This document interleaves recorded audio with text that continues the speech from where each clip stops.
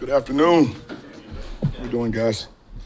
Have you stopped smiling with the way David finished that game on Sunday? I don't know if I started smiling, but you got one out of me just then, though. No, I thought he finished the game well. I thought he started the game well. I think, that's why he's here. That's why, the vision that Dan and Brad had, I think you got a good chance to see it. But it wasn't surprising to us. I thought he had, like I said before, the most consistent offseason and of just about any player I've been around. So extremely excited for him.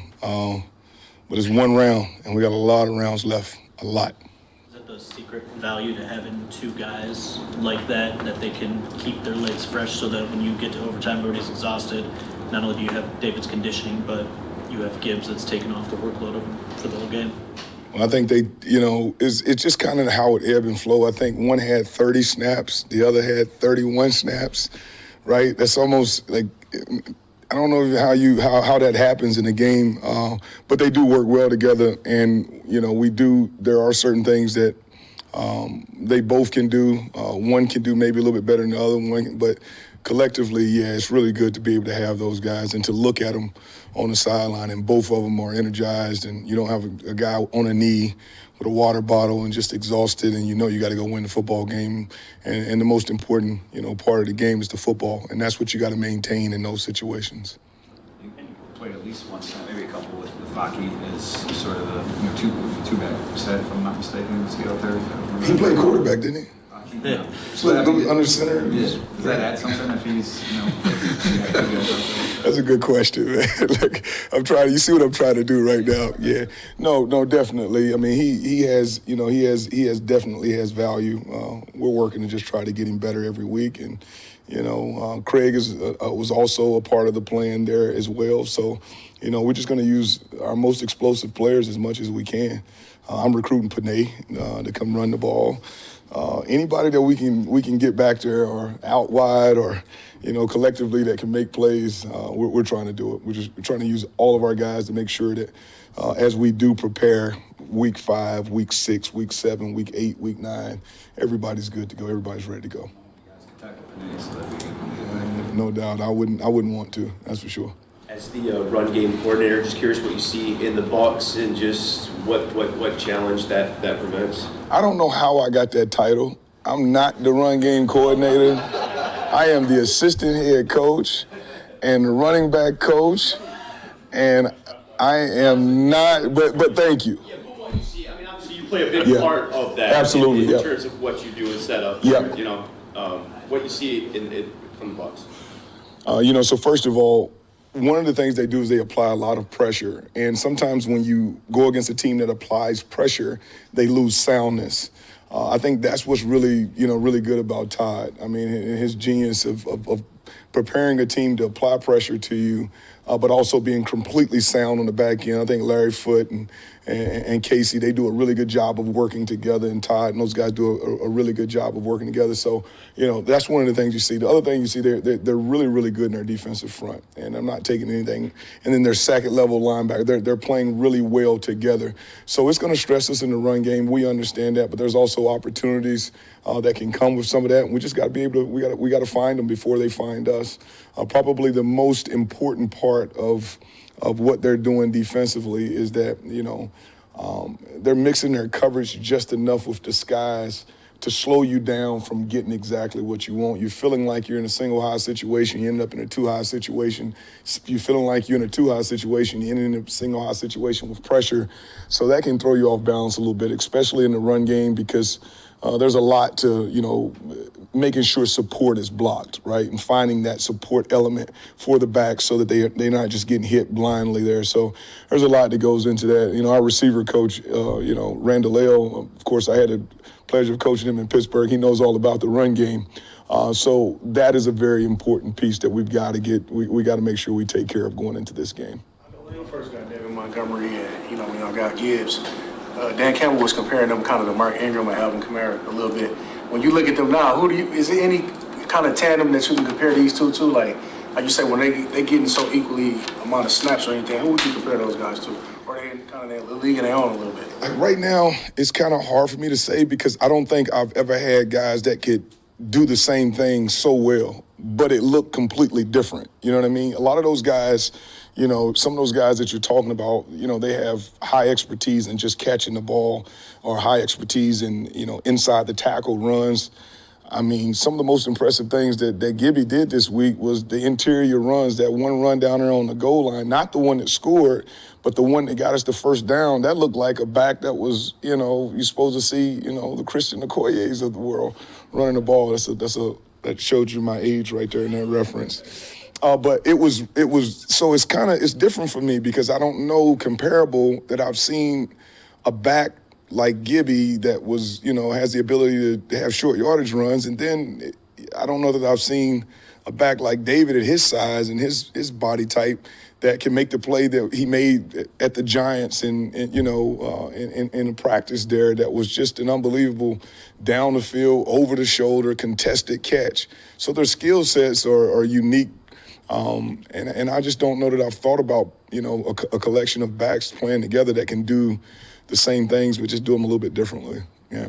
With the success you guys had in the run game, what did you see from the offensive line with their run blocking, and how much do you credit that to them? Just about all of it, right? Like, so, and the one thing that's happening now is that game was really good for us as an O-line because that was the most snaps probably ever that we've collectively had together with everybody in spots, right? And then collectively having those backs behind them, seeing how it was working out. So I thought it just got better. And at the end of the game, our guys, I think we're in great shape, first of all, in our O-line, but I also think that the communication, the growth plan beside each other, it just, as we continue to play more and more, we'll continue to get better. But they did some really good job. They did a really good job of getting us to the second level. And then once they got us to the second level, there was some finishing. That last drive, when we got the ball to the one, if you saw the surge, yeah, it was David churning his legs, but that was everybody that we had pushing that pile. When you start seeing that, you know collectively that you have an opportunity to be a pretty good club because they're playing for one another. To be clear, I'm always here for a Nigerian Nightmare reference. But Dave asked about Vaki, playing a couple of those two-back sets. People frequently ask, how do you get David and Jameer on the field at the same time? And I'm just wondering, is there a component there into not, keeping their legs fresh and not wanting to wear them out, or is that something the coaching staff gives a lot of thought to on getting your best weapons on the field in unique formations? Absolutely, it's a thought that you have to weigh it both ways, and that's what we're constantly doing. But yeah, like I said earlier, we're trying to get our best players without saying too much more than that on the field. Together and then making sure that we can finish. We have to finish games in this league. As you guys know, the last 5-10 years, it's been so many games that's been, decided by one touchdown or one drive or one opportunity. So in these settings, we need to make sure that when we get there, we got the horses to carry us across the finish line. And right now, I think Ben's doing a good job of kind of mixing that. And as we grow, we'll grow. And, and the other piece to that is, there was some uncertainty probably for me of just, how Ja was going to do coming out of training camp, and he did fantastic. And I didn't have any uncertainty in the game. It was more so leading into that second week of practice. I mean, he's really been on the field like 10 days, maybe 9-10 days since we got going. And man, he did a good job. I'm proud of him for the way he took care of his body and got himself ready to play in this game. Just kind of going off that a little bit.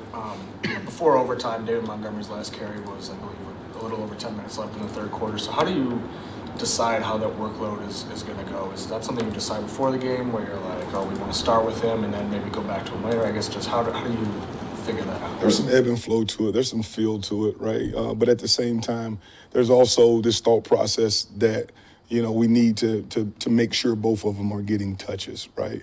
And a lot of it you can kind of look at it from a standpoint is if someone gets hot, in the game, just like a basketball player, he gets hot, you're very rarely going to see somebody sub in there to get him out of there, right? So once a guy gets hot, especially with me, I got so much respect for those guys, we'll leave the hot guy in. And at the end of that game, David, he was hot. It was like, watching Steph, right? He was on fire. So we mixed it just a little bit to make sure, Ja got some perimeter touches and some interior run touches, which was good for us. And then just the scheme of what we were doing there really showed up in that last drive. There's no doubt about it. David Montgomery runs with a chip. Knowing him as you do, where does that chip come from? Life. Every day, life. Our history is really a flashlight for our future. If you know what I mean, he is a guy that has had to overcome several things in his life. He's been told that he wasn't good enough. He's been told that he wasn't big enough. He wasn't been told that he wasn't fast enough. And this was before he even got out of high school. So when you continue to hear some of those things, or you've been in situations to where you haven't been able to really capitalize, even though you've played at a great level, things haven't always gone your way. You get to a place where you can have some success. You want to make sure that it's not you, the reason that you're not having it. So that's why you see the edge, as we like to call it. And he gives us all edge. There's no doubt. I mean, probably the most similar people in the building is Dan and Demo. So those guys are great leaders for us, and the rest of us are just trying to make sure we hold up our end of the bargain. Guys, time for one more. Awesome. Thanks, guys.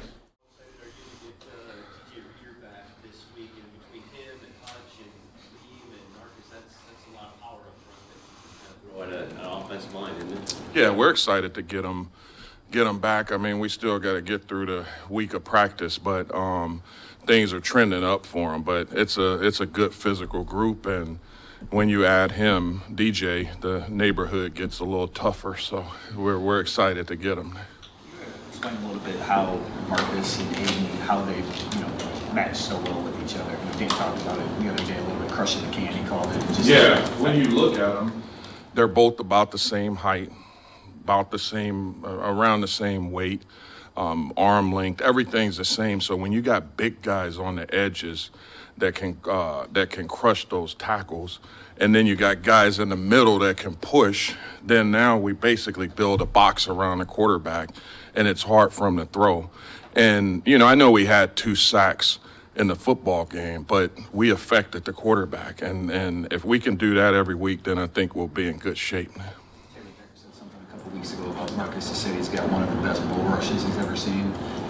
Just as a coach, what makes a good bull rush? What does he do so well? Power. Like, he's a powerful guy, and he's a big guy, and he knows how to get underneath. For a guy that's 6'6" or whatever he is, he can bend and get underneath guys. I'll tell you what was probably more impressive, like we look at the game, but what he was doing on field goal block. I mean, I was like, wow. Like, normally you watch field goal block and it's okay, whatever. But the things that he was doing on field goal block, if he continues to do that, he'll get him one. You mentioned affecting the quarterback. I think something like 26 pressures, 12 hits on the quarterback. Obviously, that's stats you really like. There was a few times where Stafford got away from the grasp of your guys. What is the emphasis and the coaching points on just finishing and making sure you keep it around?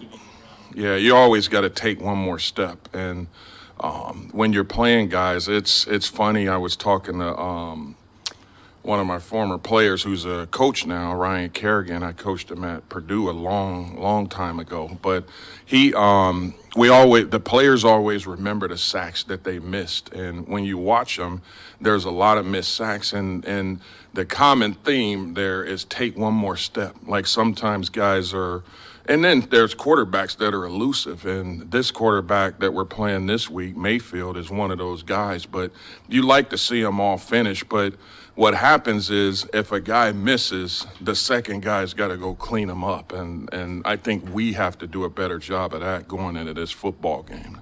Rams are obviously getting the ball out pretty quick on Sunday. What did you just notice in terms of the differences between how Stafford and Mayfield were operating in the pocket week 1? Well, I think that a lot of that depends on who you play against. I told our guys, I said, when the quarterback's getting rid of the ball quick, that's hats off to you, because that means that they know that they can't hold the football. And when they did hold the football, we hit them, and that's how it has to be every week. I'm curious, this comes up a lot from fans. McNeil and Hutchinson play a lot. I mean, Aiden's been up over 90%, I think, his entire career.